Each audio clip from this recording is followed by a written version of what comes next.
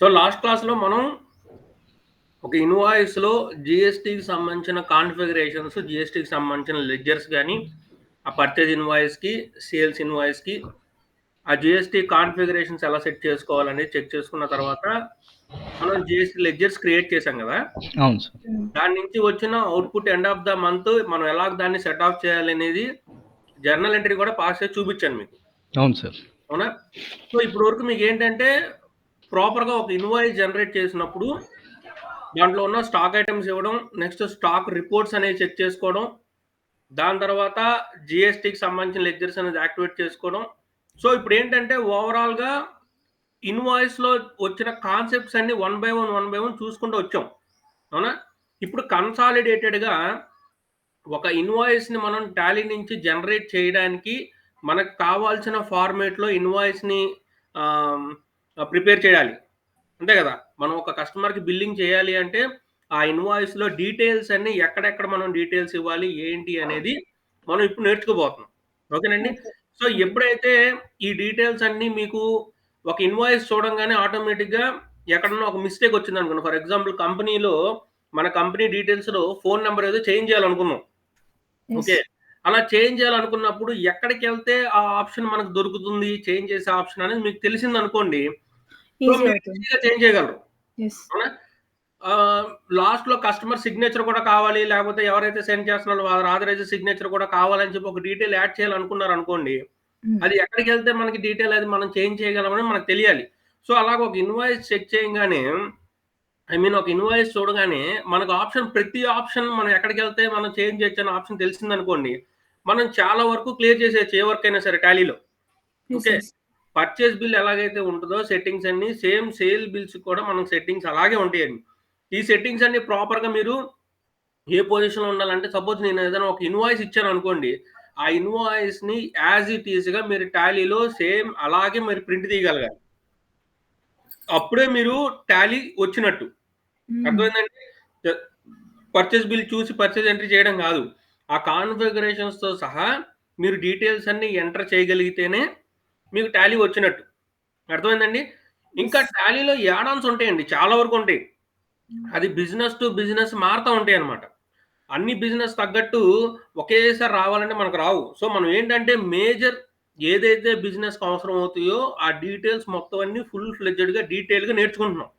Yes. దీనికి ఇంకా అడిషనల్‌గా ఏమన్నా వచ్చినాయనుకోండి, అవన్నీ ఏంటంటే చిన్న చిన్న అడ్జస్ట్‌మెంట్స్ అన్నమాట. హ్మ్. అర్థమైందా? మెయిన్ హ్మ్. థీమ్ వచ్చేసింది మీకు. ఇప్పుడు దానికి చిన్న చిన్న యాడ్ ఆన్స్. ఫర్ ఎగ్జాంపుల్ ఎలాగా? ఇప్పుడు స్టాక్ డీటెయిల్స్ అనేది కొద్దిగా డీటెయిల్డ్‌గా ఇంకా కొద్దిగా అడిషనల్‌గా కావాలనుకోండి. మీకు మెయిన్‌గా స్టాక్ ఐటెమ్స్ ఎలా క్రియేట్ చేయాలి? సబ్ గ్రూప్స్ ఎలా క్రియేట్ తెలిసింది. చేయాలి? అని డీటెయిల్స్ తెలిసినియి మీకు. So, yes. దాన్ని కొద్దిగా మీరు బ్రెయిన్ ఉపయోగించి నార్మల్‌గా కన్నా కొద్దిగా అడిషనల్‌గా మీరు ట్రై చేశారనుకోండి వచ్చేస్తది అది ఆటోమేటిక్‌గా మీకు. ఓకే. అర్థమైందండి? హ్మ్. హ్మ్. సో, మీకు మెయిన్‌గా ఒక ప్రాసెస్ నేను నేర్పించాను. దాన్ని బేస్ చేసుకొని మీరు ఎన్ని రకాలుగా దాన్ని ఇంప్లిమెంట్ చేయాలంటే అన్ని రకాలుగా చేసుకోవచ్చు. ఓకే. సో, ఇవాళ మనం ఆ ఇన్వాయిసెస్ అనేవి మనం ఎలా క్రియేట్ చేయాలి? ఏ డీటెయిల్స్ ఎక్కడ అప్డేట్ చేయాలి? ఇందులో కొన్ని టెక్నికాలిటీస్ ఉంటాయండి. చూపిస్తాను మీకు ఇప్పుడు ప్రాక్టికల్‌గా మనం చేసేటప్పుడు.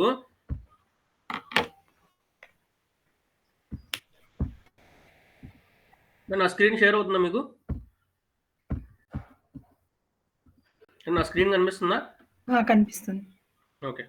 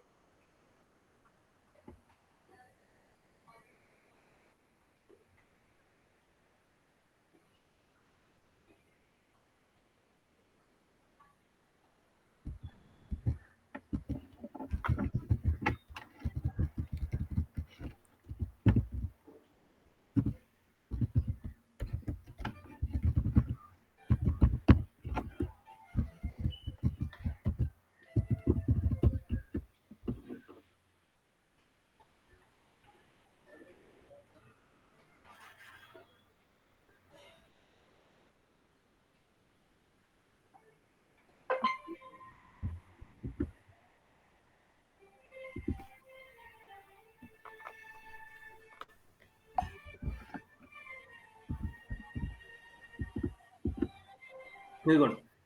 సో ఇది నేను ఇప్పుడు టాలీలో లైసెన్స్‌ని యాక్టివేట్ చేశానండి. ఇదిగోండి. పైన అంతకుముందు మీకు ఈడియో అని వచ్చేది. అవునా? ఇప్పుడు ఇక్కడ సిల్వర్ అని వచ్చింది. అంటే దాని మీనింగ్ ఏంటి? ఇది ఒరిజినల్ లైసెన్స్ అన్నమాట టాలీది. యెస్. యెస్.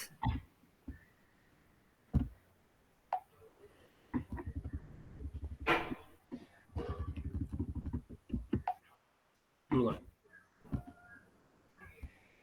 ఏవండి స్క్రీన్ కనపడుతుందా ఇప్పుడు మీకు? కనిపిస్తుందండి.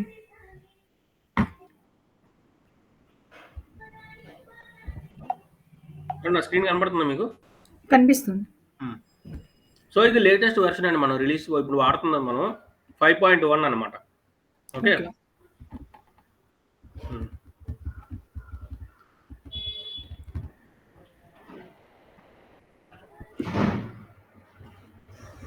సో నిన్న మనం క్రియేట్ చేసిన కంపెనీని నేను మళ్ళీ చేస్తున్నాను. ఓకే.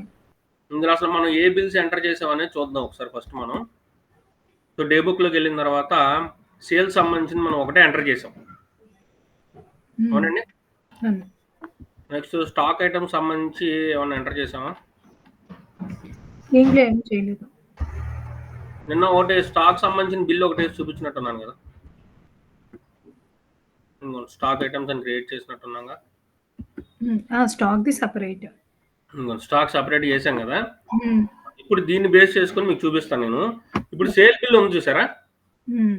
సో ఈ సేల్స్ ఇక్కడ వరకు మనం ఎలా ఎంటర్ చేయగలిగాం అనేది మొత్తం అంతా మీకు ఒక ఐడియా ఉంది. అవునా? అవును. ఇప్పుడు అవును. మనం ప్రింట్ ఇస్తున్నాం అనుకోండి యాక్చువల్‌గా. హ్మ్.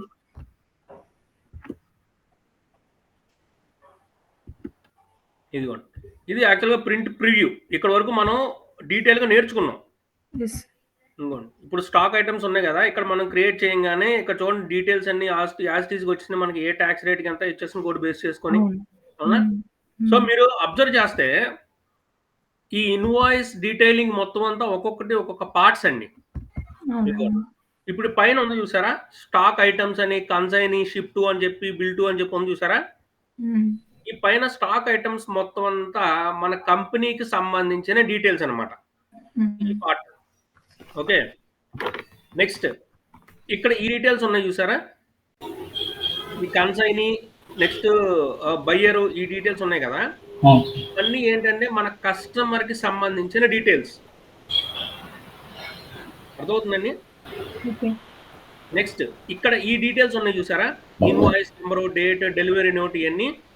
ఇవన్నీ మనం ఇన్వాయిస్ ఎంటర్ చేస్తున్నప్పుడు సప్లయర్ నేమ్ ఇచ్చిన తర్వాత ఫస్ట్ ఎంటర్ కొట్టంగానే అడిషనల్ కొన్ని డీటెయిల్స్ అడుగుద్ది. అవును. ఓకే. ఇయన్నీ మీకు అవసరం లేదండి ఇప్పుడు. తర్వాత ఇష్యూ వచ్చినప్పుడు నేను చెప్తానని చెప్పాను మీకు. ఓకే. సో ఆ డీటెయిల్స్ అన్నీ మీరు ఎడిట్ చేస్తే ఇక్కడ వస్తాయన్నమాట ఆ డీటెయిల్స్. ఓకే. ఇప్పుడు మీరు ఏదైతే వోచర్‌లో స్టాక్ డీటెయిల్స్ స్టాక్ సంబంధించిన డీటెయిల్స్ గాని, నెక్స్ట్ టాక్సేషన్‌కి సంబంధించిన డీటెయిల్స్ గాని అప్డేట్ చేస్తారో ఇదిగో ఆ add description details. Of goods దగ్గర ఈ డీటెయిల్స్ అన్నీ ఇక్కడ అప్డేట్ అవుతాయన్నమాట. ఓకే. ఓకే.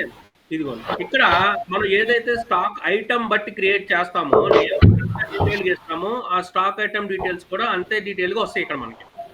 ఓకే. ఓకేనండి. ఇదిగోండి. టాక్స్‌కి సంబంధించిన డీటెయిల్స్ అన్నీ విడివిడిగానే వచ్చినియి. ఇంక అడిషనల్‌గా ఇక్కడ కొన్ని డిక్లరేషన్ గాని, ఇదిగోండి మన ఆథరైజ్ సిగ్నేచర్ గాని, ఇవన్నీ అడిషనల్‌గా ప్రీ ఫిల్డ్‌గా వచ్చాయన్నమాట. అది కావాల్సిన ఆప్షన్స్ కావాలంటే పెంచుకోవచ్చు లేదా తగ్గించుకోవచ్చు. ఓకే. ఓకే. ఇప్పుడు మీకు మెయిన్‌గా తెలియాల్సింది ఏంటంటే ఇందులో ఇదిగోండి ఈ పైన డీటెయిల్స్ ఉన్నాయి చూసారా? ఈ స్టాక్ ఐటెమ్ మన కంపెనీ యొక్క డీటెయిల్స్ ఎలా వస్తాయి? నెక్స్ట్ మన కస్టమర్ యొక్క డీటెయిల్స్ వచ్చాయి. ఈ డీటెయిల్స్ ఇవన్నీ చూద్దాం ఇప్పుడు ఎక్కడెక్కడొస్తాయి, ఎలా వస్తాయి అనేది. ఓకే. దాన్ని బట్టి మనకి ఒక కంప్లీట్ ఇన్వాయిస్ ఎలా జనరేట్ అవుతుందనేది చూద్దాం మనం. ఓకేనండి. ఓకే. ఇక్కడ పార్టీ నేమ్ అన్నాం కదా! సో ముందుగా పార్టీ నేమ్ దగ్గరికెళ్ళే ముందు మన కంపెనీ డీటెయిల్స్ ఇద్దాం ఫుల్‌గా. ఓకే. ఇక్కడ మల్టిపుల్‌గా ఉన్నాయి కదా! మనకు కన్‌ఫ్యూజన్‌గా ఉన్నాయి. సో ఒక కంపెనీ క్లోజ్ చేసేద్దాం. ఓకే. సో జీఎస్టీ లెడ్జర్స్ అని ఉంది కదా! ఆ కంపెనీ క్లోజ్ చేసేసాను.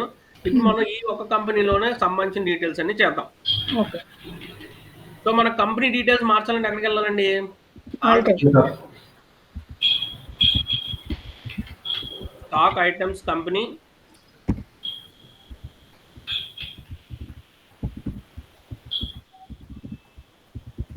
PVT limited. అంటే ప్రైవేట్ లిమిటెడ్ అన్నమాట. Private limited. Okay. Address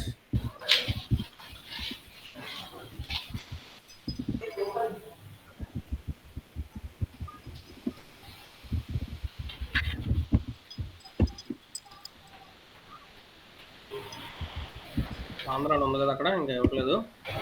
Andhra, India, pin code, phone number,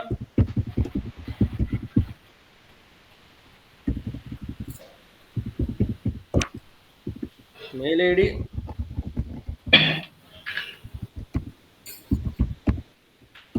website,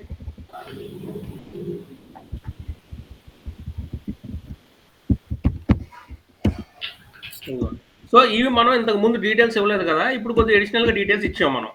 okay. Okay. Access. So ఇప్పుడు మనం మళ్ళీ ఈ సేల్ బిల్లోకి వెళ్ళి ప్రింట్లోకి వెళ్ళి ప్రివ్యూ చూడండి, ఇక్కడ మన డీటెయిల్స్ వచ్చినాయి. ఇక్కడ ఇంతకు ముందు ఓన్లీ కంపెనీ నేమే వచ్చింది, ఇప్పుడు మన డీటెయిల్స్ అన్ని వచ్చినాయి కదా, కానీ ఇక్కడ మన జిఎస్ నెంబర్ రాలా. అవును, మనం ఇవ్వలేదు కదా.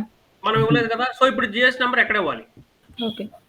మళ్ళీ బ్యాక్ వచ్చి ఏమండి నార్మల్గా కాన్ఫిగరేషన్ సెట్టింగ్స్ లో కూడా ఇవ్వచ్చు. సార్ వాయిస్ అర్థం కావట్లేదు, గట్టి మాట్లాడరా. మనం స్టార్టింగ్ లోనే ఇవ్వచ్చు, లేదా కాన్ఫిగరేషన్ సెట్టింగ్స్ లో కూడా ఎనేబుల్ చేసుకోవచ్చు కదా సార్. ఎనేబుల్ చేసుకోవచ్చు, కానీ మెయిన్ జిఎస్ నెంబర్ ఇవ్వాలి కదా. అవును. సో మనం ఫీచర్స్ లోకి వెళ్ళి యాక్చువల్గా ఇక్కడ జిఎస్టీ డీటెయిల్స్ ఉన్నాయి చూసారా. అవును. ఎస్. ఈ జిఎస్టీ డీటెయిల్స్ లోకి వెళ్ళిన తర్వాత ఇక్కడ ఇవ్వాలన్నమాట మనం. ఓకే. అర్థమైందండి. ఇదిగోండి ఇక్కడ జిఎస్టీ అని ఉంది కదా, ఇక్కడ మనం ఇస్తేనే మనం కాన్ఫిగరేషన్ లోకి వెళ్ళి ఎనేబుల్ చేసుకోవచ్చు. ఓకే.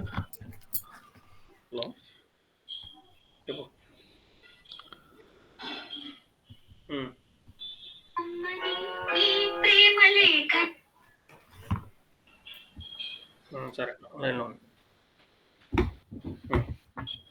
సార్, ఒక్క నిమిషం లైన్లో ఉండరా.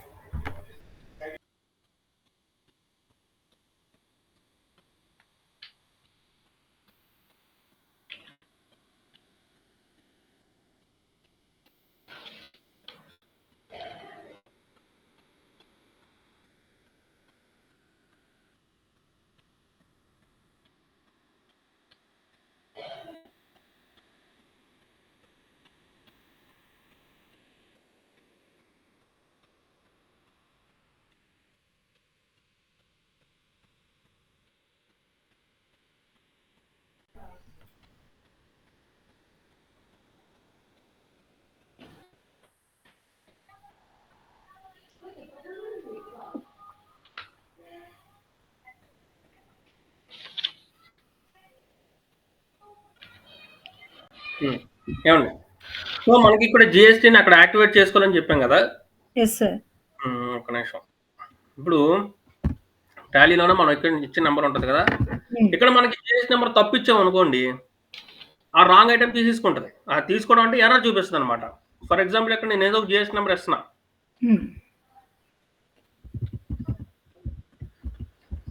ఇదిగో ఇప్పుడు ఈ జిఎస్టీ నెంబర్ ఇచ్చాను, ఇది మిస్టేక్ ఉంటుంది. ఇదిగో ఇక్కడ చూడండి, the company GST number provided is incomplete or invalid. ఒకవేళ మీరు కరెక్ట్ జిఎస్టీ నెంబర్ ఇచ్చారు అనుకోండి, ఇక్కడ ఎర్రర్ చూపించదు మనకి. ఓకే. సో ఇప్పుడు జిఎస్టీ నెంబర్ ఇచ్చాం కదా, ఇప్పుడు మళ్ళీ సేల్ దాంట్లోకి వెళ్ళి చెక్ చేద్దాం మనం.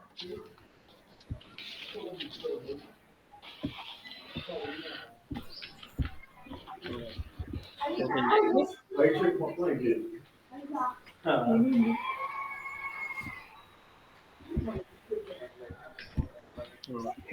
ప్రింట్ దగ్గరికి వచ్చి కరెంట్ రివ్యూ చూడండి. ఇక్కడ జిఎస్ నెంబర్ కనిపిస్తుందా మీకు?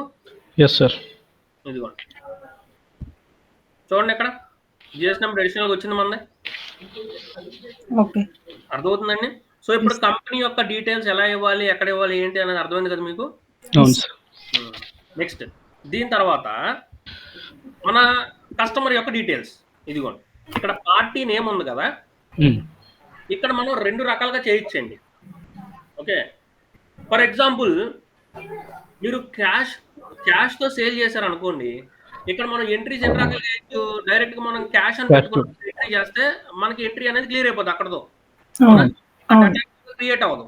కానీ ఇక్కడ ప్రాబ్లం ఏమొస్తుంది, మనం ఇన్వాయిస్ జనరేట్ చేసినప్పుడు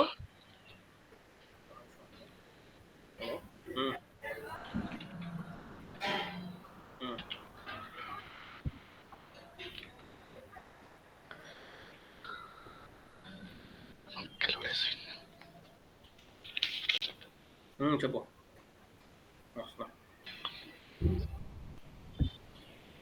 సార్ హలో హలో